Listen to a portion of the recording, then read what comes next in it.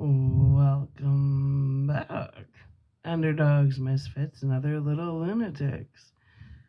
All right, I got a coffee in me, so I should be good. Let's get into it. The battle ended. Good. Let's get this cleaned up here.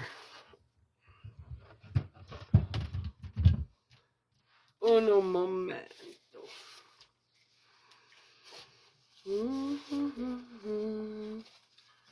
Just going into 3 a.m.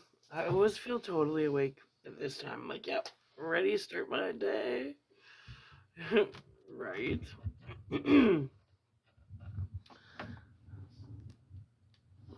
Come closer.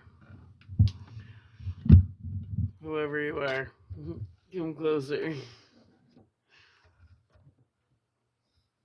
There. Alright. Good.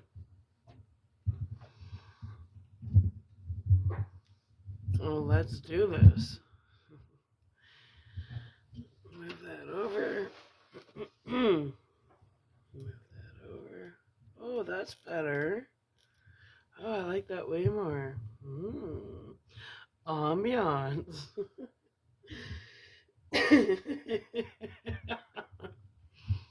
Okay, let's go. The battle ended. We faced each other now like gladiators on the sands of some mysterious arena. A struggle to the death, the strange thought came to me, yet both of us were already dead. What was our struggle then? I only knew that if I failed to win it, both of us were lost. There's no afterlife, I began. None? Glaring at me, almost cowing me with her defiance. Then I couldn't know of anything that happened after my death. A moment's confusion on her feet before she muttered scornfully, "Your death?" I say I'm Chris, I told her. You're your husband, Chris. And I say you're a fool for saying it. Now she seemed to be regaining strength.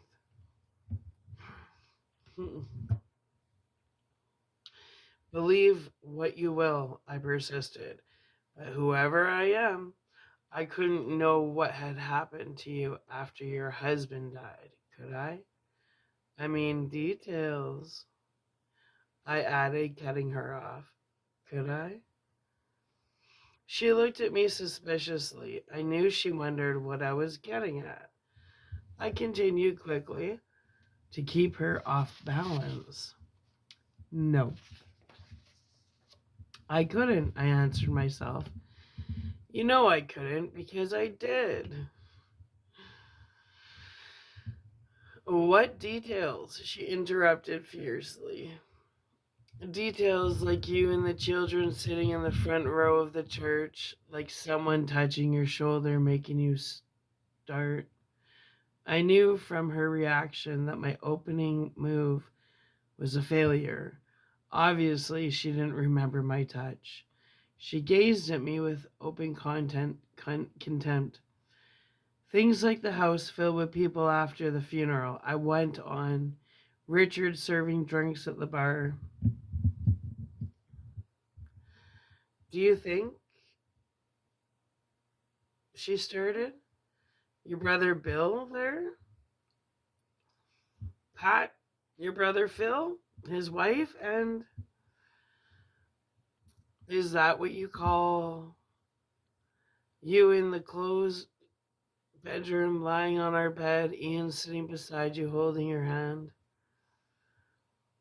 I knew I'd make a hit for her.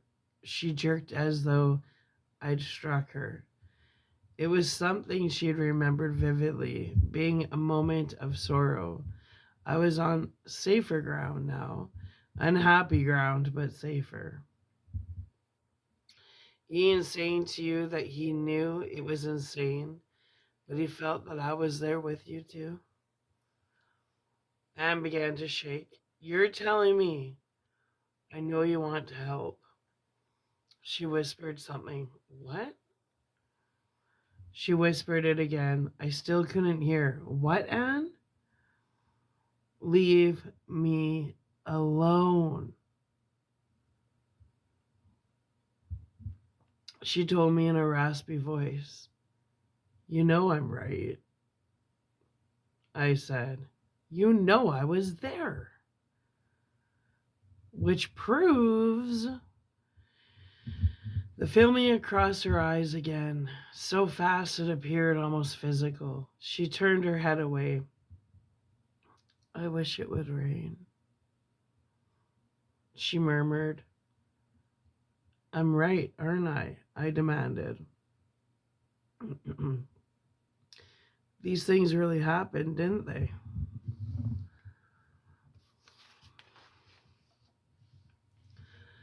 She labored to her feet, looking groggy. Are you afraid to hear the truth? She sank back down. What truth?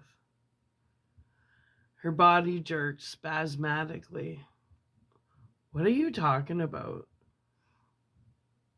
There's no afterlife. No? Her face gone rigid with fear and fury. Then why did you agree to a seance with Perry? She jerked again as though struck. He told you I was sitting by you in the cemetery, I said. I'll tell you what he said, word for word. I know how you feel, Mrs. Nielsen. But take my word for it, I see him right beside you. He's wearing a dark blue shirt with short sleeves, blue checkered slacks. You're lying, lying.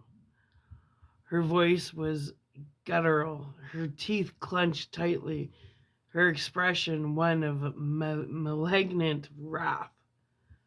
Shall I tell you what you said to Perry at the house? She tried to stand again, but couldn't. The filming of her gaze came and went. Not interested, she mumbled. You said, I don't believe in survival after death. I believe that when we die, and that's the end of it. That's right, she cried. A leap of futile hope? That is what you said. Death is the end of it. I fought off momentary loss. Then how do I know these things? I asked. You made them up. You know that isn't true. You know that everything I've described is exactly the way it happened. She managed to stay on her feet this time. I don't know who you are, she said, but you better get out of here before it's too late. Too late for whom? I asked. You or me? You. No, Anne, I said. I know what's happened. You're the one who doesn't understand. First afterlife argument.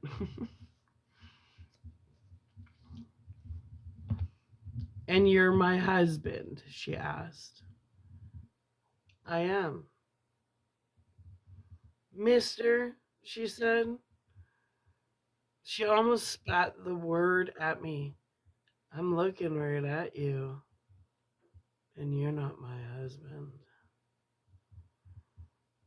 I felt a sudden wrenching coldness in my chest. She saw the depth of my reaction and took immediate advantage of it. If you're my husband, she said, you wouldn't say such things to me. Chris was kind. He loved me. I love you too. I felt depression rising. I'm here because I love you.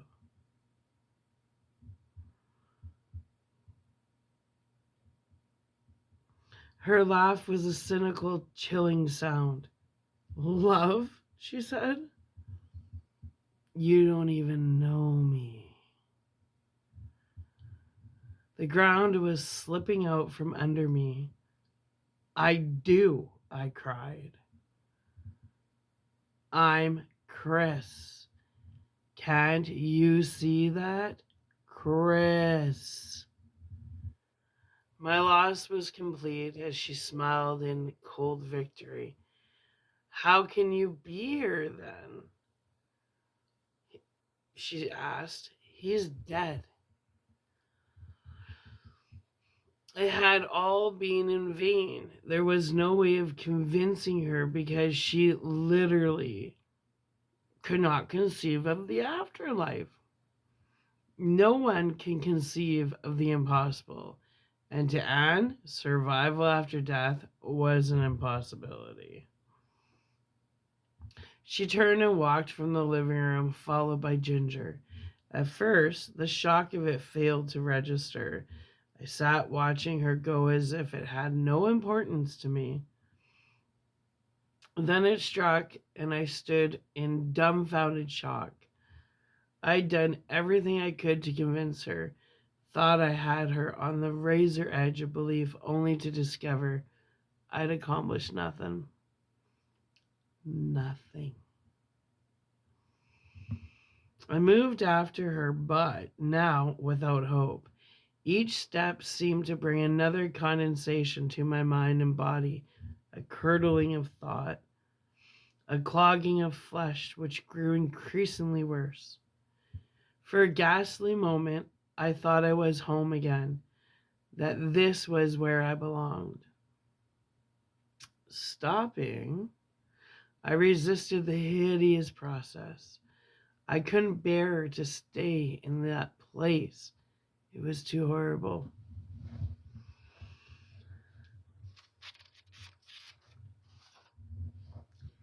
Anne's cry of terror from our bedroom made me break into run. I say a run, but it was more of a hobble, my legs coated with lead. It was then that I knew what Anne had described, like her. I could barely lift my feet. It was worse for her. She literally couldn't leave. Right? I stopped in the bedroom doorway, Ginger whirling to face me. Anne was pressing against the wall, staring at our bed. Across this dingy, faded spread, a tarantula the size of a man's fist was crawling. The moment was frozen. Anne against the wall, Ginger staring at me in the doorway. The only thing that moved with bloated sluggishness was the enormous, furry spider. As I started up the pillow on Anne's side, she made a gagging noise. I wondered for a dreadful moment if she had done this to herself, an unconscious punishment for not believing what I had told her, created an image of the most repugnant thing she could imagine, a huge tarantula walking on the place where she lay her head in sleep. I don't know why Ginger made no move as I entered the room. Was it because she now sensed that I was really there to help Anne? I have no answer. I only know that she let me walk by Anne and reach the bed. Picking up the pillow gingerly, I started to turn. I gasped and flung it from me as the spider made a sudden, hitchy movement towards my right hand. Anne cried out, sickened, as the tarantula thudded on the bedspread. Hastily, I snatched up the pillow and dropped it on top of the spider. Then, as quickly as I could, I grabbed the spread at each corner and pulled it over the pillow. Picking up the bundle, I carried it to the door and slid it open. Tossing the spread outside, I shut the door again and locked it. As I turned back, Anne was stumbling to the bed and falling on it, stone like.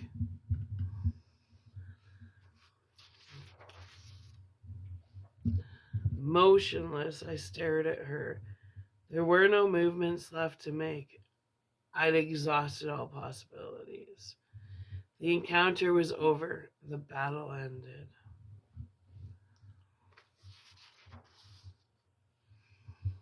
Next chapter. Hell be our heaven. Okay. Anne lay immobile on her left side, legs drawn up, hands clasped tightly underneath her chin.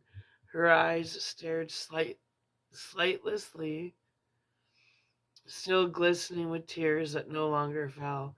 She hadn't even stirred when I'd sat down on the other side of the bed, and if she sensed my gaze on her mask-like face, she gave no indication of it.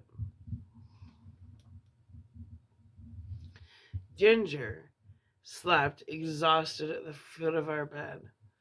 I turned to look at her and felt a rush of pitying love. She was so unquestioning in her devotion. If only there was some way she could understand what was happening. I looked back at Anne. My body felt cold and aching, and I knew that. As I sat there, that dark, terrible magnetism was waiting to draw me to the void where she existed. I had only to allow it, and the atmosphere would totally absorb me, making me as she was, prisoner, forgetting everything that had gone before. I knew with dreadful clarity how foolish and misplaced my hopes had been. Albert had tried to warn me, but I hadn't listened. Now I understood at last. There was no way to reach Anne. Still words came, words I wanted her to hear, now when I could speak them to her, face to face. Words which I knew could not affect her, but words that filled my mind and heart. You remember how you used to write thank you notes to people all the time? I asked. For dinners, presents, favors. I used to tease you because you wore so many of them, but they were lovely gestures, and I always knew that. No sound from her, completely inanimate on the bed. I reached out and took her right hand. It was cold and limp. I held it in both of mine and continued speaking. I want to give you thanks in words now, I told her. I don't know what will happen to us. I pray we'll be together somewhere, sometime. But at the moment, I have no idea if that's possible. That's why I'm going to thank you now for everything you've done for me, everything you've meant to me. Someone you never met told me that thoughts are real and eternal. So even if you don't understand my words now, I know the time will come when what I say will reach you. I pressed her hand between my palms to warm it, and I told her what I felt. Thank you, Anne, for all the things you did for me in life, from the smallest to the tallest. Everything you did had meaning, and I want you to know my gratitude for them. Thank you for keeping my clothes clean, our homes clean, yourself clean, for always being fresh and sweet smelling, always being well groomed. Thank you for feeding me, for the preparation of so many lovely meals, for baking for me at a time when so few women bothered anymore. Thank you for worrying about me when I was having difficulties of any kind. for sympathizing with me when I was depressed. Thank you for your sense of humor, for making me laugh when I needed it, for making me laugh when I neither needed nor expected it, but enjoyed the extra savor of it in my mouth.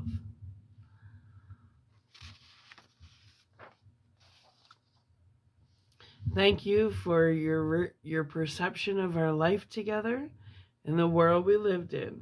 Thank you for caring for me when I was ill, for seeing to it always that bed and pajamas were clean, that I was well fed and had fresh juice or water to drink,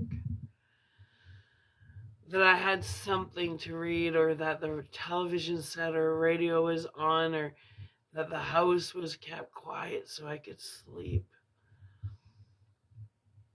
All this in addition to your other work. Thank you for sharing my love of music and for sharing your love of music with me, for the sharing of each other's love of beauty and nature. Thank you for helping us to find the lovely way of life we had, for the furnishing and decorating and enjoyment of our different homes, the opening of them to the people we knew. Thank you for being affectionate with my friends and loving to my family. Thank you for helping us to build so many mutual friendships. Thank you for being someone I was proud to be with, no matter where I was or who I saw.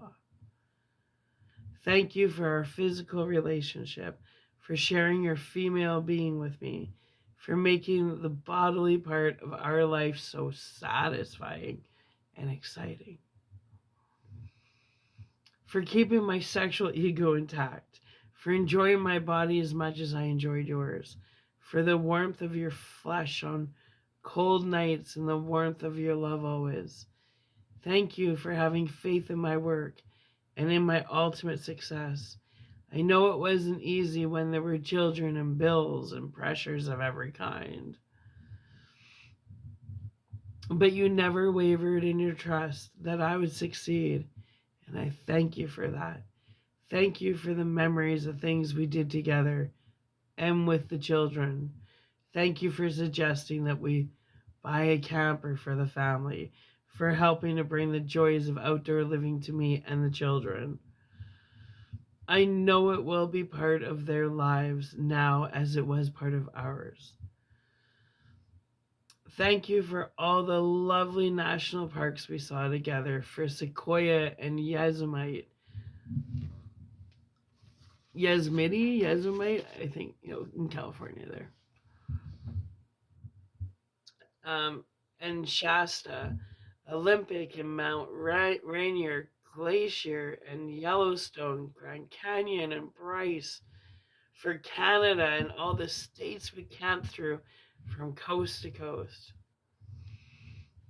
See, he's raising her vibration with gratitude. Smart thinking. Thank you for helping us to find and for sharing with us the pleasures of traveling to Hawaii and the South Seas, to Europe and throughout the United States. Do you remember all the Christmases together, Anne? How we used to go out, all of us in the camper, drive to the YMCA lot in Rosetta and pick out a tree. How we walked through the aisles of bushy, pungent smelling pine and spruce trees and chose one, laughing, voting and contending until we found one everybody liked. How we took it home and set it up and put the lights on, then the decorations and the tinsel. How we sat together looking at it, the only sound our Christmas records playing. How we always said each year that that tree was the best we ever got, and it was always true for us. I remember all those lovely moments. I thank you for them. Thank you for the memories of you and me alone together, taking weekend trips or drives to interesting places, shopping together, walking, sitting on the beach and looking at the hills at sunset. I put my arm around your shoulders and you lean against me and we watch the sun go down. That was contentment, Anne. Wow, I just lived vicarious through him because I never had any of that. I actually almost cried just now. That's all I ever wanted, you know? Have a healthy relationship and go camping and have Christmases, and I didn't. I was a single mom without child support. Every second Christmas, I was totally alone. I had to save every penny I had to try and fill out Christmas stocking for Jake for many years. I relied on the Christmas hamper for food. Never had a camper. Never traveled Europe. Always put the Christmas tree up by myself and took it down by myself. Trying not to get upset because I know I'm not the only one out there, but there are people that have that and they take it for granted. Appreciate what you have. Yeah. I know I'm definitely not alone on that one, but anyway.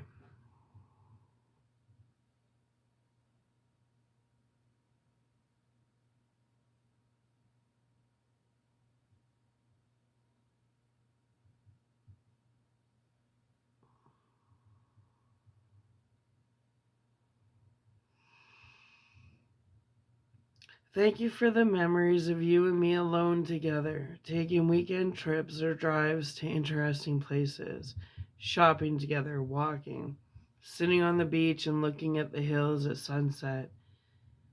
I put my arms around your shoulders and you lean against me and we would watch the sun go down. That was contentment, Anne. Do you remember the sheep that used to graze on those hills? How we watched them smiling, their constant baaing, and the delicate clank of the bells around their necks. Do you remember the herds of cattle that were out there sometimes? Sweet recollections, Anne. I thanked you for them. Thank you for the memories of watching you with birds, watching you take care of them and heal them. Give them your loving attention year after year. Those birds are waiting for you, Anne. They love you. Thank you for giving me the example of your courage and tenacity in recovering from your nervous breakdown. It was a dreadful time in your life, in both our lives. The sleepless nights,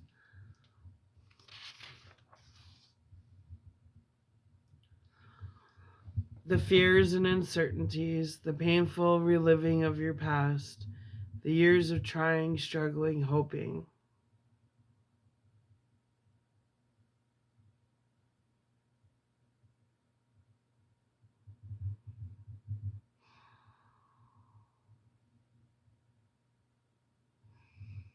Thank you for never letting those years make you surrender, for never letting the scars of your childhood make you give up your efforts to grow and strengthen yourself. And even though I never wanted you to, thank you for doing all you could to keep me from being exposed to what you suffered during that time. Thank you for valuing your marriage and family so highly, yet still expanding as an individual. For your desire to grow and your success at doing it.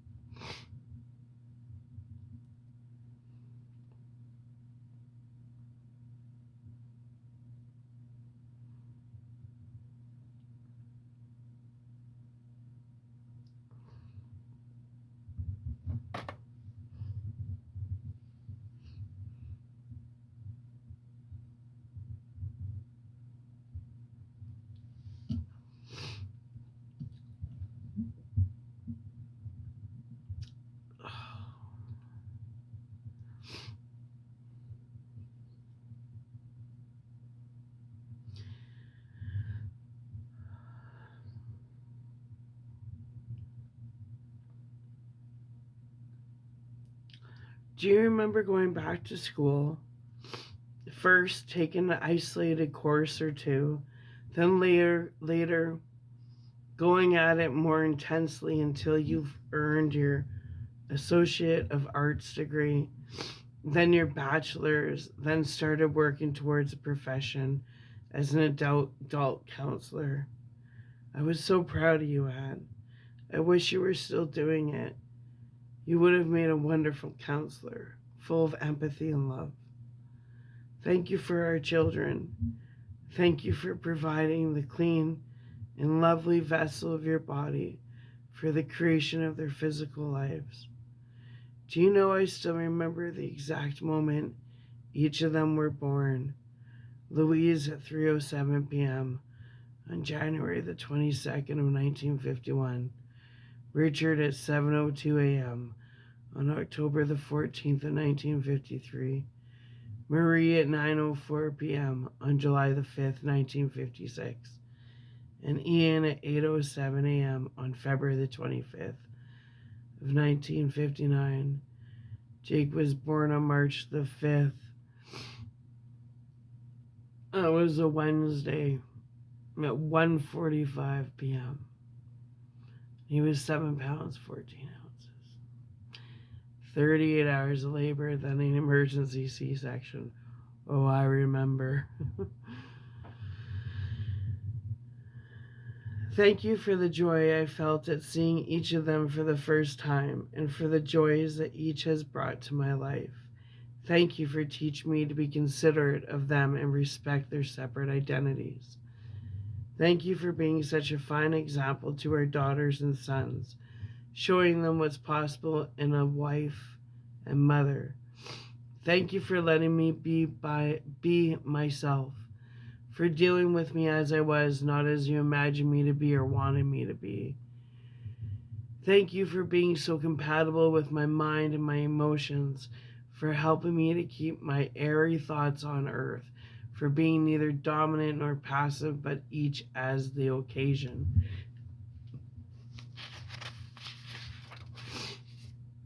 Demanded.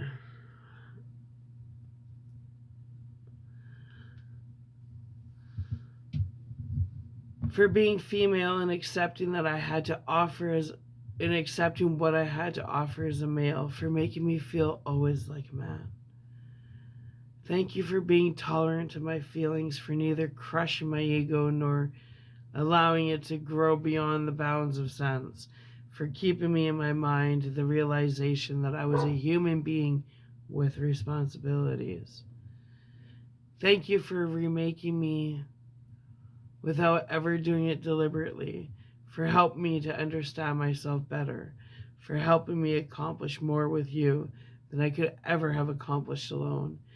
Thank you for encouraging me to talk about our problems, especially as the years went by. Our increasing ability to talk to each other made our marriage better and better. Thank you for helping me combine my ideas and feelings and communicate with you as a total being. Thank you for liking me as well as loving me, for being not only my wife and lover, but my friend.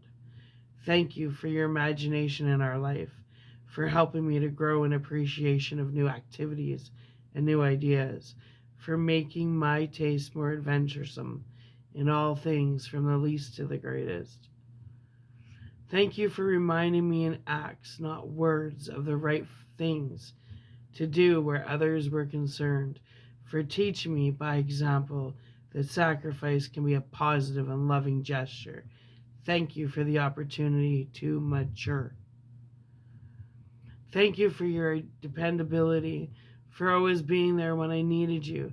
Thank you for your honesty, your values, your morality and compassion. Thank you even for the bedtimes between us, because in those as well I learned to grow. I apologize for every time I failed you, every time I lacked the understanding you deserve. I apologize for not being patient and kind when I should have been. I apologize for all the times I was selfish and failed to see your needs. I always loved you, Anne, but often let you down. I apologize for those times And thank you for making me feel stronger than I was, wiser than I was, more capable than I was. Thank you, Anne, for gracing my life with your lovely presence, for adding the sweet measure of your soul to my existence. I thank you, love, for everything.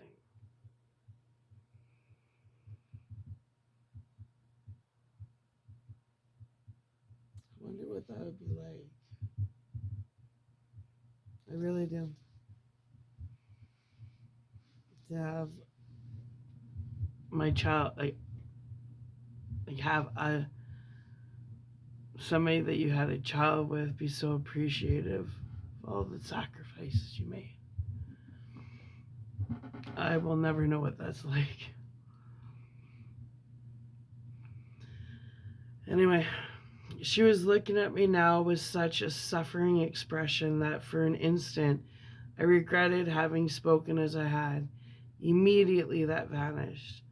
There was something in her eyes, vague and formless, struggling for existence, like a candle flame in wind, but definitely there. How she tried. God in heaven, Robert, how she tried. I saw each moment of it on her face. Something in my words had ignited a tiny flame in her mind, and now she strained to keep it burning, not even knowing what had sparked it into life, not even knowing it was lit by only sensing that it was, aware of something, something different, something other than the wretchedness she'd been existing with. I didn't know what to do. Should I speak, attempting to nourish the flame, or remain silent, giving her the time to nurture itself? I didn't know. In that most urgent moment in our entire relationship, I was mentally adrift, so I did nothing, staring at her face so like a child's, striving to understand some vast remote mystery. Try, I thought. It was the only word my mind could summon. Try. I think I nodded in encouragement. Try. I think I smiled. Try. I held her hand so tightly. Try. I felt us both begin to tremble. Try, Anne. Try. Every second of our long affinity, from the moment we met to this incredible instant, was in climax now. Try, Anne. Try. Try, please try. The flame went out.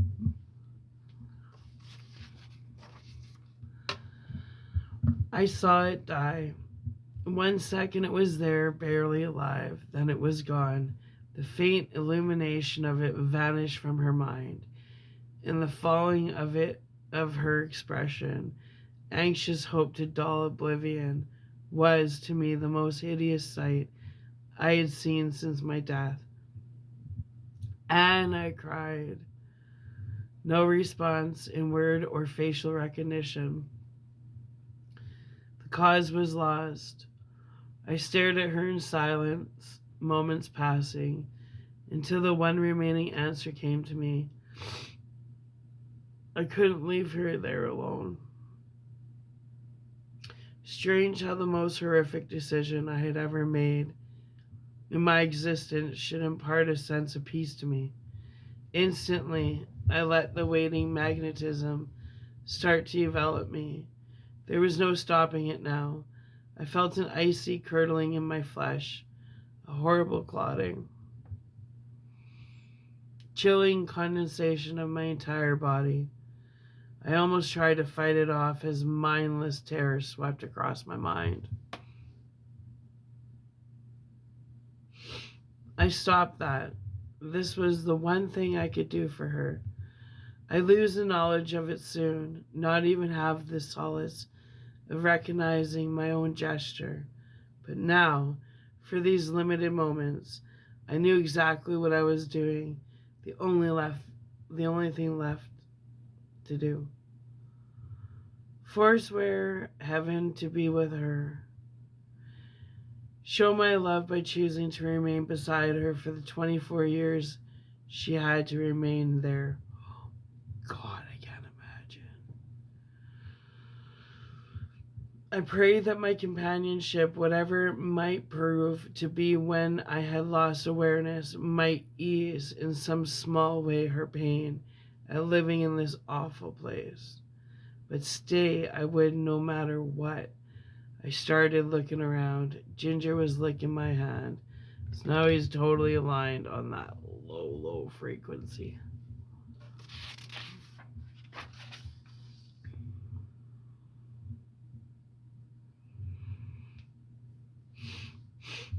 As I stared at her incredulous, I heard what was, to me, the most beautiful sound in the universe. Anne's voice speaking my name. I turned to her in wonder. There were tears in her eyes. "It is really you," she murmured. "Yes, Anne, really." I saw her through a shimmering haze of tears. "You did this for me?" I nodded.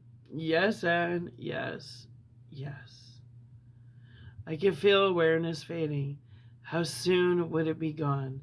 How soon would desolation triumph? It didn't matter. For those few seconds, we were reunited. I drew her up and put up my arms around her, felt her arms around me. We wept in each other's embrace. Suddenly she pulled back, her expression one of dread. "Now you can leave," she said. "It doesn't matter." I laughed and cried at once. "It doesn't matter, Anne. Heaven would never be heaven without you." And just before the darkness crept across my consciousness, I spoke for the last time to my wife, my life, my precious Anne. My last words, whispered to her, "Let this hell be our heaven." Oh my God. Oh my God. What a chapter. What a chapter. Wow.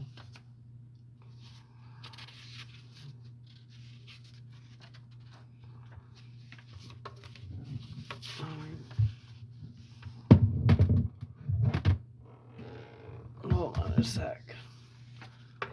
What's going on here?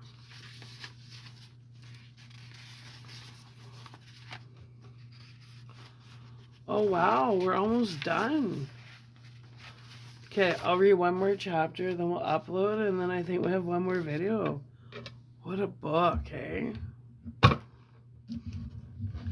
Okay, this chapter is actually called What Dreams May Come. That's kind of ironic. Okay. Let's put these up here.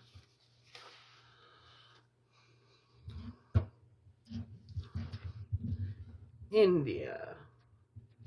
The sensation of awakening was peculiar, as though I was emerging from a thick, heavy crevice.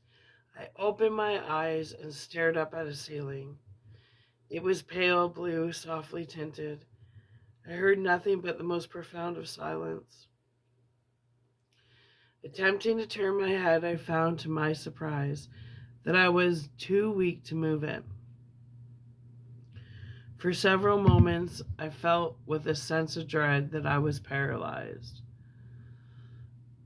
Then I realized it was exhaustion and closed my eyes again. How long I slept, I cannot say.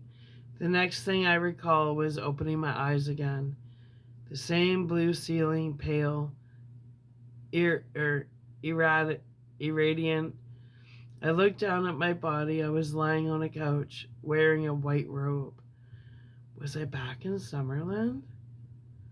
Using my right elbow, I raised myself slowly and looked around.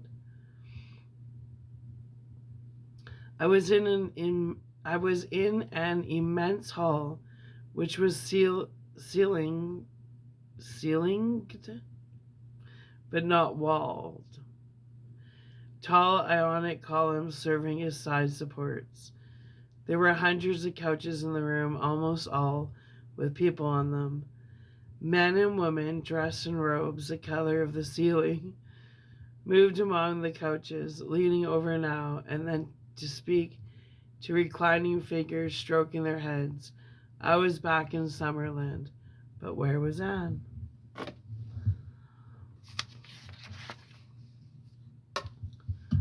Are you all right? I looked around at the sound of the woman's voice. She was standing behind me. Am I in Summerland? I asked. Yes. She leaned over and stroked my hair. You're safe. Rest. My wife? Something flowed from her fingertips into my mind. Something soothing. I laid down again. Don't worry about anything now, she said. Just rest.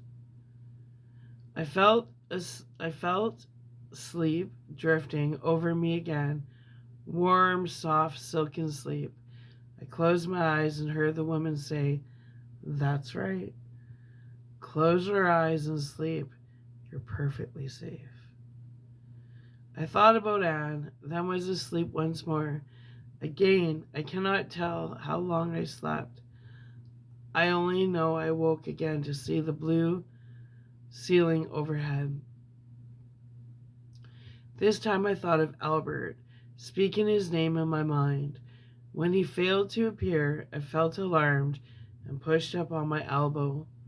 The hall was still the same, perfectly still.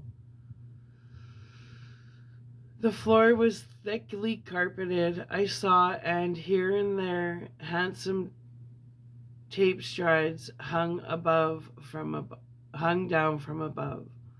All the floor space, as I've said, was spaced with couches. I looked to my right and saw one 6 or 7 feet away, a woman sleeping on it. To my left, another couch, an old man on it, also asleep. I forced myself to sit up. I had to find out where Anne was. Again, I thought of Albert, but not to no avail. What was wrong? He'd always come to me before.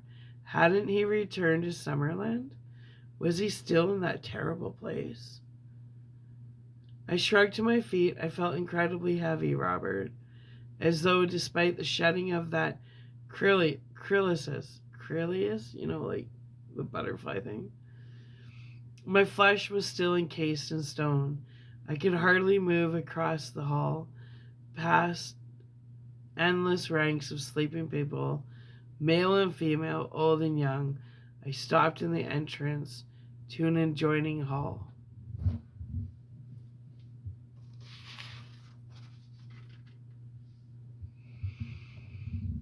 Here, there was no sense of rest.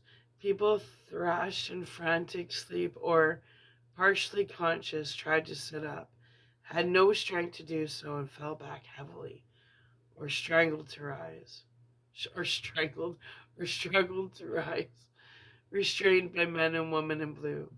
Nor was it silent like the hall I'd left. This one was discordant, with sobs and cries, embittered and dissentient voices.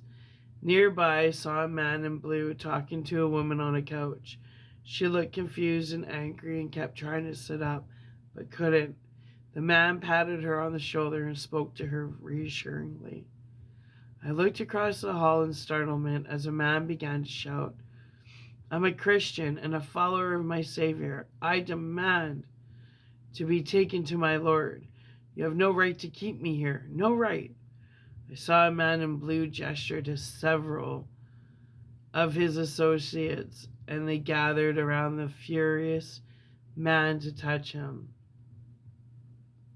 In seconds, he was heavily asleep. You should be resting, said a voice. I looked around and saw a young man in a blue robe smiling at me. I tried to answer, but my tongue felt thick and weighted. All I could do was stare at him. Come, he said. I felt his hand on my arm, and with the touch, the sense of silken comfort once again. Everything began to blur around me. I knew that he was walking me, but couldn't see. What was this subtle narcotic in their touch? I wondered as I felt the soft couch under me once more and sank into a deep sleep. When I woke up, Albert was sitting on the edge of the couch, smiling at me.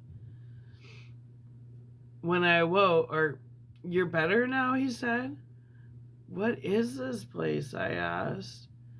The Hall of Rest. How long have I been here? The Hall of Rest. Even heaven has a Hall of Rest. Quite a while, he told me.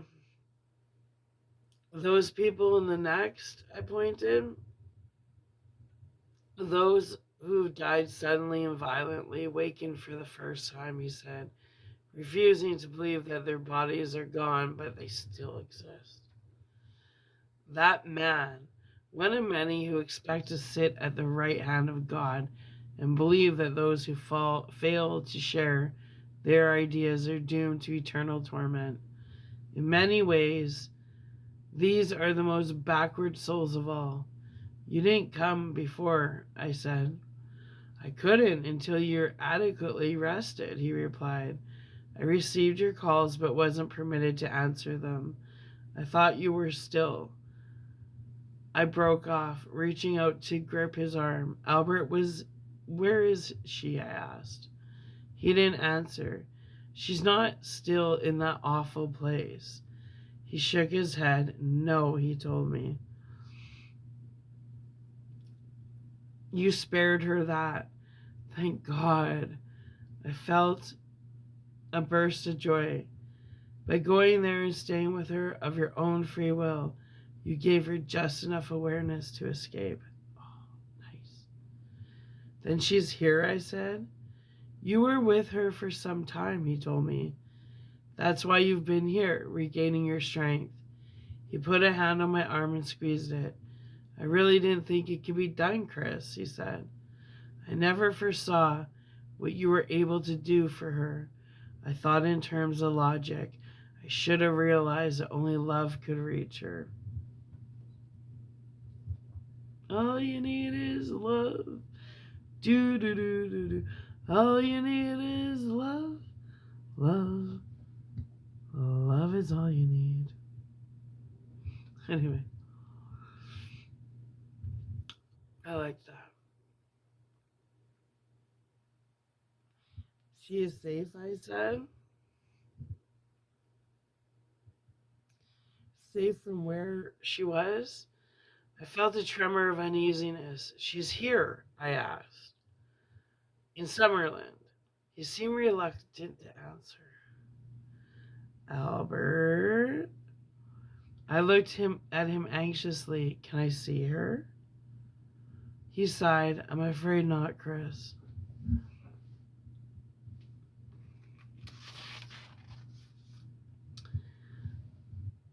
I stared at him in blank dismay.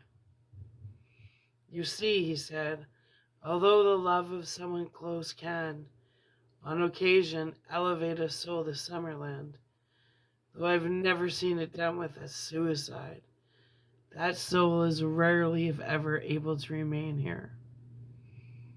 Why, I asked, that I was back in Summerland seemed suddenly a hollow victory. There are 100 different answers to that question, he said. 1,000.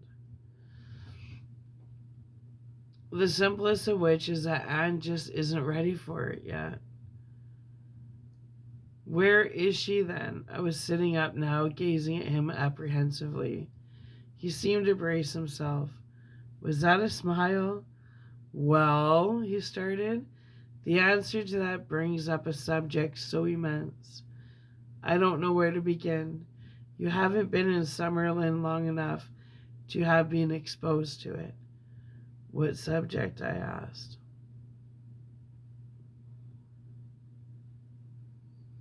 Rebirth, he said. I felt dazed and lost. The more I learned of afterlife, the more confusing it became. Rebirth? You've actually survived death many times, he said. You remember the identity of the life you just departed from. But you've had, well, we've all had a multitude of past lives. A memory surfaced from the darkness of my mind. A cottage and an old man laying on a bed, two people nearby, a white-haired woman and a middle-aged man. Their dress foreign, the woman's accent unfamiliar, as she said. I think he's gone. That old man had been me? Are you telling me that Anne is back on Earth? I asked. He nodded, and I couldn't restrain a groan of despair. Chris, would you rather she still be where you found her? No, but because you helped her understand what she'd done. He said she was able to replace her self-imprisonment with immediate rebirth. Reincarnation, right? Surely you can see the vast improvement is in that. Yes, but again, I couldn't finish, of course. I was grateful that she was free of that dreadful place. Still, now, we were separated again. Where? I asked. He answered quietly, India. She was reincarnated as an Indian. Okay, let's upload this. And then we're going to come back, and it looks like we're going to finish up. We're almost done. And we're coming back with, the chapter's called The Path Begins on Earth.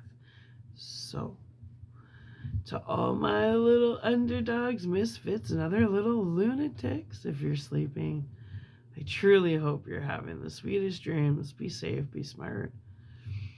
And if you're following along with me, this book kicks ass. The movie's just as good. Anyway, I'm going to upload this, and I'll be back to finish it off.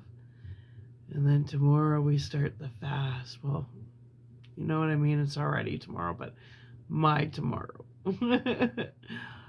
starts in the afternoon. Anyway, I love you. I'll be back.